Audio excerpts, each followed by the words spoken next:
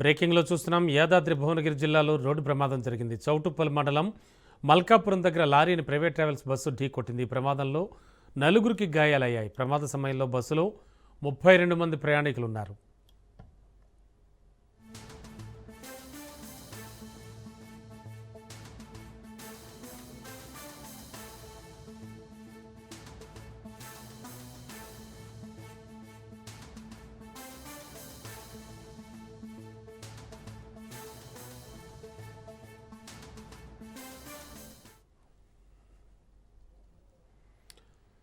యాదాద్రి భువనగిరి జిల్లాలో జరిగిన రోడ్డు ప్రమాదానికి సంబంధించిన విజువల్స్ చూస్తూ ఉన్నాం. Raj news on screen exclusive.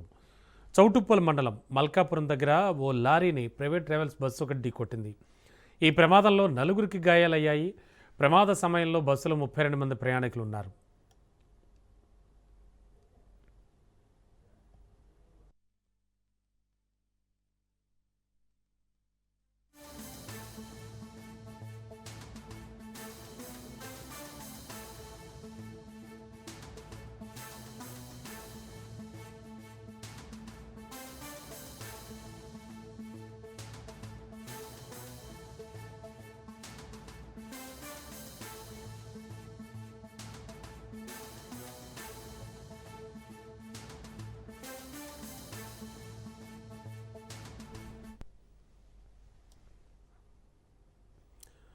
బ్రేకింగ్లో చూస్తున్నాం. యాదాద్రి భువనగిరి జిల్లాలో రోడ్డు ప్రమాదం జరిగింది. చౌటుప్పల్ మండలం మల్కాపురం దగ్గర లారీని ప్రైవేట్ ట్రావెల్స్ బస్సు ఢీకొట్టింది. ప్రమాదంలో నలుగురికి గాయాలయ్యాయి. ప్రమాద సమయంలో బస్సులో 32 మంది ప్రయాణికులు ఉన్నారు. ఇదే అంశానికి సంబంధించి లేటెస్ట్ ఇన్ఫో అందించడానికి మా కరెస్పాండెంట్ పుల్లారావు సిద్ధంగా ఉన్నారు. పుల్లారావు, యాక్చువల్లీ ఘటన జరిగి ఎంతసేపు అవుతోంది? ప్రత్యక్ష సాక్షుల కథనం ఏంటి?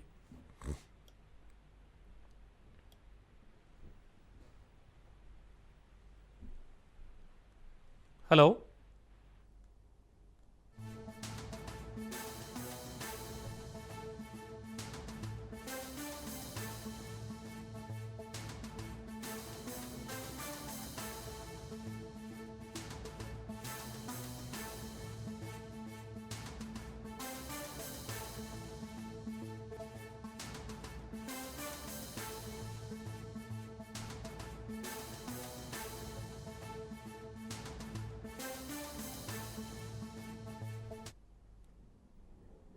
యాదాద్రి భువనగిరి జిల్లాలో జరిగిన ప్రమాద దృశ్యాలు చూస్తూ ఉన్నాం ప్రస్తుతానికి. Raj news on screen exclusive. And ఈ ఘటనలో నలుగురికి గాయాలైనట్లుగా కూడా తెలుస్తోంది. అండ్ ఓవరాల్గా చూస్తే కనుక ఒక లారీని ప్రైవేట్ ట్రావెల్స్ బస్సు ఢీకొట్టింది. ఇదే అంశానికి సంబంధించి లేటెస్ట్ ఇన్ఫో మా కరెస్పాండెంట్ పుల్లారావు అందించడానికి సిద్ధంగా ఉన్నారు. పుల్లారావు, యాక్చువల్గా ఈ ఘటన జరిగి ఎంతసేపు అవుతుంది? ప్రత్యక్ష సాక్షులు ఏం చెప్తూ ఉన్నారు? ఈరోజు తెల్లవారుజామున 3 గంటల సమయంలో ఒక ప్రైవేట్ ట్రావెల్స్ బస్సు ప్రమాదానికి గురైన ఘటన యాదాద్రి భువనగిరి జిల్లా సౌత్ మండలం దండుమల్పురం వద్ద చోటు చేసుకోవడం జరిగింది. హైదరాబాద్ నుండి 32 మంది ప్రయాణికులతో బయలుదేరినటువంటి ఇన్ఫ్రాసిటీ ప్రైవేట్ ట్రావెల్స్ బస్సు ఈ ప్రమాదానికి గురి కావడం జరిగింది. హైదరాబాద్ నుంచి బయలుదేరిన తర్వాత దండుమల్కాపురం ప్రదేశం వచ్చిన తర్వాత ముందుగా వెళ్తున్నటువంటి లారీని ఈ బస్సు వెనక నుంచి ఢీకొట్టడంతో బస్సులో ఉన్నటువంటి 4 ప్రయాణికులకు స్వల్ప గాయాలయ్యాయి. ఒక మాట చెప్పాలంటే ఒక పెద్ద ప్రమాదమే తప్పిందని చెప్పవచ్చు. అదే సమయంలో వెనక నుండి బస్సు వస్తూ లారీని ఢీకొట్టే సమయంలో లారీ డ్రైవర్ కూడా కొద్దిగా అప్రమత్తంగా వ్యవహరించడం వల్ల కొద్దిగా ప్రమాదం తప్పిందని చెప్పి కూడా బస్సులో ఉన్నటువంటి ప్రయాణికులు కూడా చెప్తున్న నేపథ్యం ఉంది. ముందుగా వెళ్తున్నటువంటి లారీని ఓవర్టేక్ చేసే ఉద్దేశం